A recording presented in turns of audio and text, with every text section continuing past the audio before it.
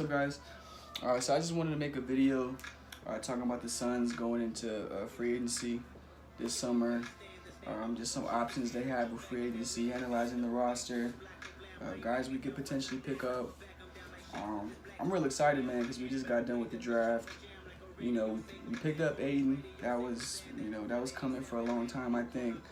I mean, like, from the lottery, honestly, I think we were like set on Aiden because that's just a guy you couldn't pass up. I think whoever got the #1 pick, there's no way you could have passed up on Aiden. This probably was a good draft to have the #2 pick because you just had so many options and there was a lot of good guys in there. But yeah, I mean, Aiden's a monster, man. I did watch a lot of Pac-12 basketball, so I did follow him. I just can't believe like that actually happened. That's crazy. So I'm real excited to see Aiden play. We also got Mikal Bridges, which was crazy. I really didn't expect that at all. We had that 16th pick. We packaged that pick with a future 2021 pick that we had from the Heat and got Mikal Bridges. Now, yeah, so I was expecting them if they were going to move up, in that type of scenario, that they were going to get like Trae Young or a point guard or something like that. And I know there was talks like if Michael Porter fell, they were interested in grabbing Porter, and he did fall, but they went with Bridges, and Bridges was my favorite player in the draft, man. It's another guy I watched a lot of. Villanova was amazing. Villanova was like the Golden State of college basketball. I pretty much watched like every single game. I'm real excited to see what he can do, man. It's just a perfect player, like, to fit that roster.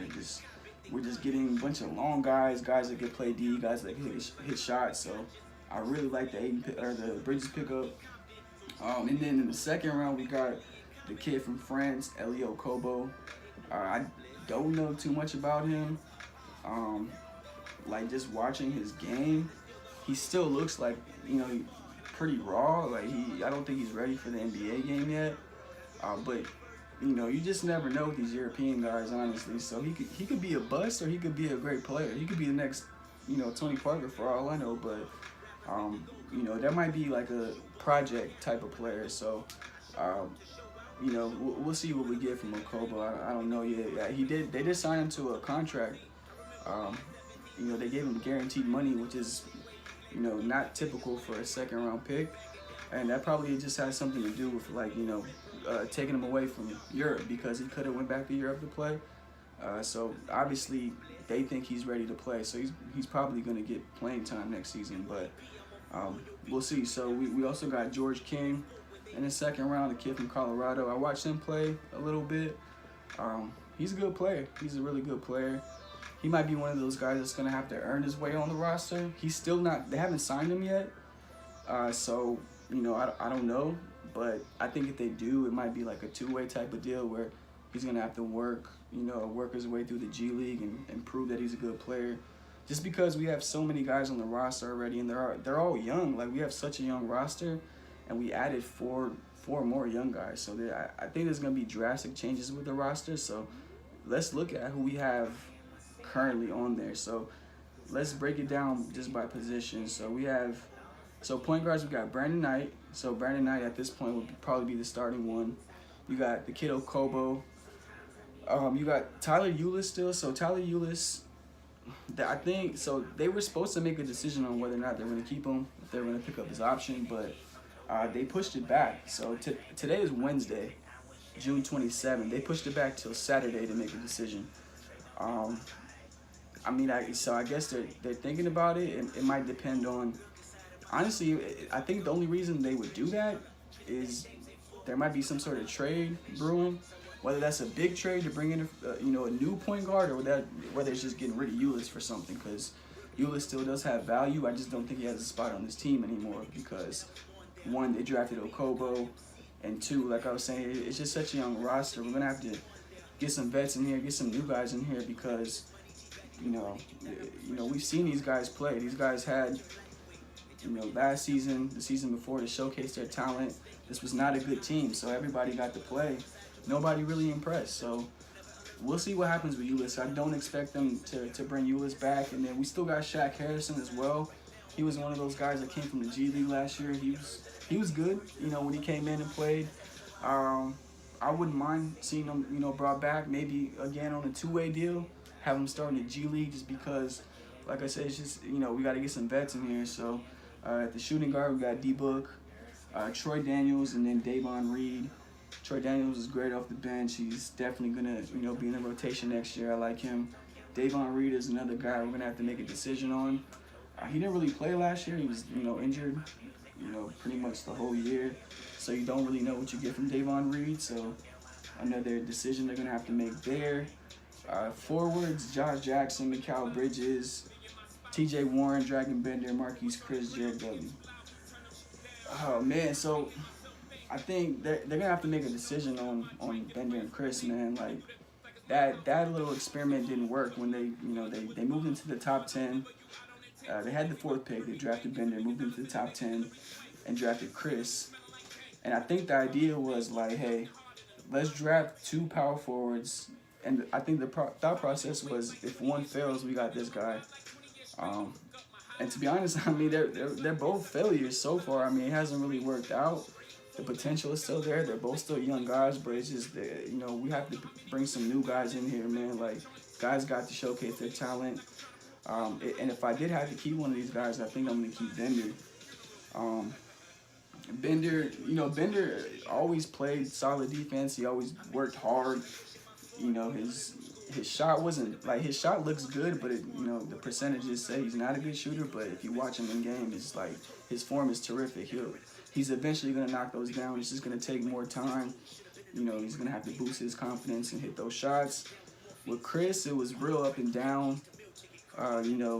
Chris, like, at this point, is just pure athleticism. I mean, like, there was times where he just looked like one of those, like, just, like, real good role players. He'll come in and get some dunks and, get some blocks, play with some energy and some emotion. You like that, but he really had a downside to him. I mean, at times, honestly, he looked like he never played the game of basketball. Like, he was just running reckless out there. But I still like Chris, but I think it's time, man. Like, if I'm the Suns, I'm gonna gauge the trade market for him, see if he has any value, if we can bring somebody in, if we can just get a pick for him or whatever. But yeah, I think they're gonna have to make that decision. And then at the center, Aiden, Chandler, and Williams.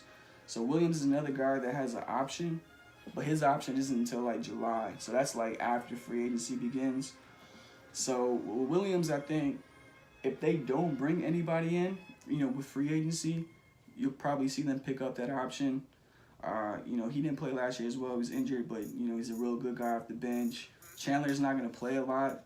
That's if they don't trade him. They could potentially trade Chandler or Dudley.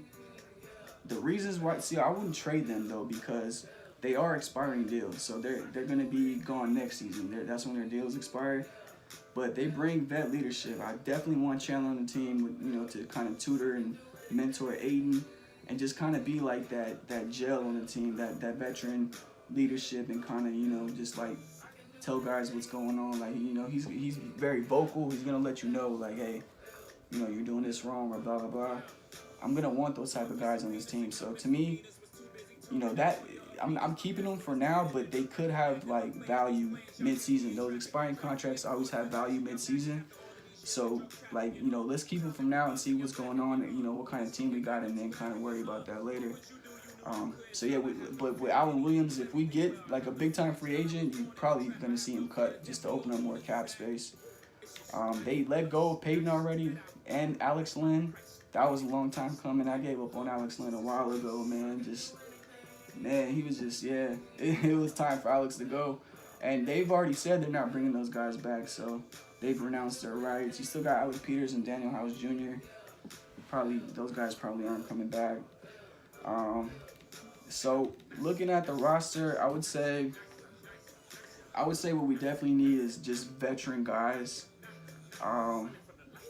Probably so you could go. So let's look at some of the free agents. So for now, it's Brandon Knight starting at the 1, right? So looking through the free agents, the only guy I think I would sign to start at the 1 over Brandon Knight, that's realistic, of course. Like, Chris Paul he's not signing here. Tony Parker is not signing here. It would probably be Rajon Rondo, but I think Rondo. So Rondo, I would do anything I can if I'm the Pelicans to bring Rondo back. Like him and Anthony Davis showed a lot of, a lot of synergy together in the playoffs last year. They were playing amazing together, lobs and stuff, and he was real good with that team. So I think they're gonna bring him back. I think he would want to play with Anthony Davis again. But you never know with Rondo. So yeah, like he could be an option. Another reason is just like I just don't think Rondo would mesh well with his team because Rondo's like, yeah, he's a leader, he's a vet, championship pedigree, but he's one of those guys that I would just want with vets. Like I wouldn't want him running the show with a bunch of young guys. I just don't think he's that type of leader. I think he's more so the guy that's gonna run the show with the vets. So that could be an option, but I probably wouldn't do it. So the guys I'm looking at, so let's do it like this. So let's do like tier 1 options, tier 2 options, and then maybe even like tier 3 options of guys that we could sign. So tier 1 it would probably be like the more expensive guys, the better players. And looking at that, so the first guy that just stands out is Avery Bradley. I think that would be a perfect fit. Avery Bradley would be a perfect fit. He'd probably come off the bench, and he's a combo guard. So he could play the one. He could come in and play the one off the bench. He can still, drag off to the corner and hit the threes. And you're gonna need that because they're gonna, D-Book is gonna run the one as well. He's gonna handle the ball at least. So he's gonna be, driving and kicking. You're gonna have to hit that three. And then with Aiden, if we expect Aiden to be anything like he was in college, he's going to demand a lot of double teams. That's another kick out. So Avery Bradley would be perfect. He can hit the shots. He can handle the ball. Plays terrific defense.